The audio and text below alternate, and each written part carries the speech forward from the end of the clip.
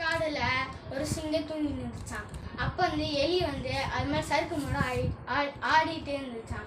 அதுக்கப்புறம் சிங்கம் கோவப்பட்டு எந்திரிச்சு ஆனால் எலியை சாப்பிட பார்த்துச்சான். அப்போ வந்து எலி வந்து சாரி, இனிமேல் நான் இந்த பக்கமே வர மாட்டேன்.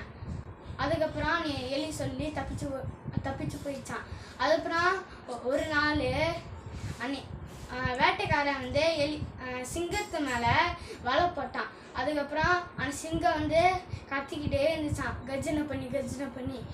அப்போதான் எலிக்கு வந்து ஆனால் சத்தம் கேட்டுச்சான். அதுக்கப்புறம் எலி வந்து பார்த்து அந்த வலையை கச்சி பிச்சு அதுக்கப்புறம் அந்த எலி அந்த சிங்கத்தை காப்பாத்துச்சு. அதுக்கப்புறம் அந்த ரெண்டு சிங்கமும் எலியும் ஃப்ரெண்ட்ஸ் ஆயிடுச்சு.